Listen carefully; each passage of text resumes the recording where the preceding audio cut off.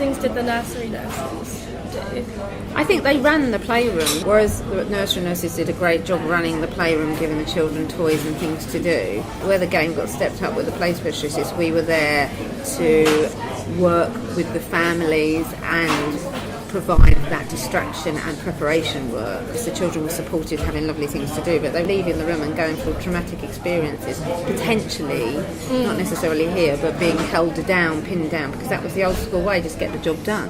It's just the way it was, wasn't it? And there are times medically, essentially, things do if you go to A&E, but where play specialists changed the system was we came along and we said that if you work with the children before you have the procedure and then distract them through it, you're just providing a much more positive experience. And for our children, particularly here, who are children that are going to come back time and time again, they're not just a quick break your leg at your local hospital and go off again and never come back. Cardiac and respiratory wise, they're probably children that are going to present over the years. And if you could get that foundation in early and provide that positive experience, then it will support them right through into adulthood, but through their childhood. And we have children who don't want to go home because they have such a nice time, and we run a playroom. But it is so funny because that's the thing, people think you're the play lady, and I think our title is a bit misleading in a way because you're the play lady, so you run the playroom. That is a very key part because the playroom is, as you know, the centre of it all, isn't it? It's the ward, it's where they come, it's no medical procedures happen in the playroom, all the doctors know that. The children can come there and it's their safe environment. We are an advocate for their safe spaces, so we try and keep their bed a safe space unless it's medically necessary. We'll get them out into the treatment room. They need to know they can come, it's just a normalised space. We try and provide a normalised environment. It is a blank canvas, that room, it was designed that way, so we can make it appropriate to the age of the children we've got going in. Because it's quite like an established team now. Very established team. It took, I think with any role that's not within the NHS, any role that's not a direct nurse or doctor, you do have to constantly educate people. But I do feel that after 14 years I have reached a level that we seem to be really well established with the consultants and our teams. When new people come in, they're going, use the play team, they're brilliant. So they're doing a lot of the work for us now in terms of selling us. But it is, it has been quite innovative, but been able to constantly prove why we need it. And the wonderful problem is, the more you get involved with, the bigger the job gets. And in fact, the more people you get, the more you can do. So you find yourself involved in very different areas. So we have a play assistant and outpatients now. We have someone who goes to cardiomyopathy clinic once a week. And my next, obviously, we've funded the playroom and renovated all of that.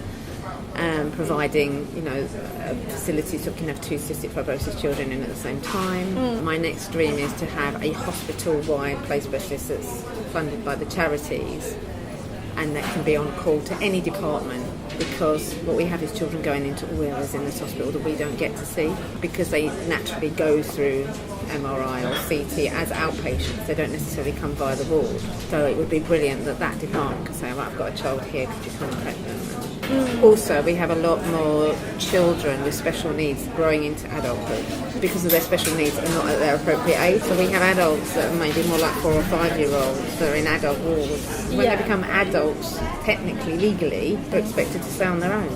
And although the Trust is very, very good at supporting those families and has allowed people to stay, I think we're not pushing for it. And it is going to be something that's more and more prevalent, I think. When I first started, there were still some people that we just need to get on and do it. We just need to do it. We're making a fuss, and they will kind of see you come in and go, it's like, because you're going to hold it up.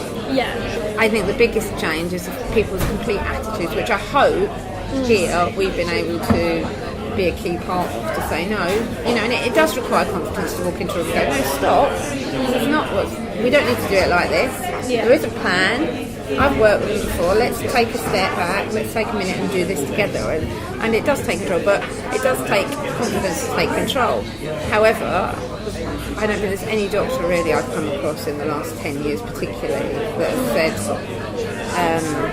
no, I don't like you the way you do it. They all acknowledge what you bring to it. So I suppose the biggest change is seeing people's attitudes change. It's not a fight anymore. Very occasionally you go, oh, why didn't they call us? Why have they done it without us? But we can't wave a magic wand. It's not a miracle work. Because I always say what we do is not rocket science. However, what we're trying to sell to you is you are that child's nurse.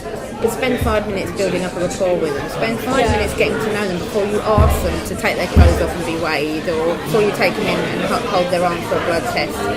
Take that time to get to know them. That's why I'm so passionate about take the time.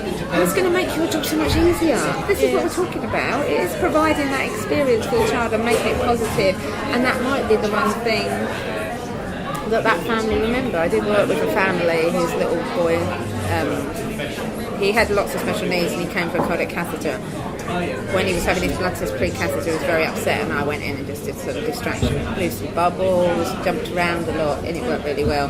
Fortunately, he died. And afterwards, his mum said to me, I will always remember you just coming in there and him laughing that day. I know. I'm really proud of what my team do. They are the best team. They work hard. They never moan. They're always committed to what they do. They are such advocates for them, and I cannot speak highly enough of those people there. That's so wonderful, Maxine. So NHS70, yay. Yay.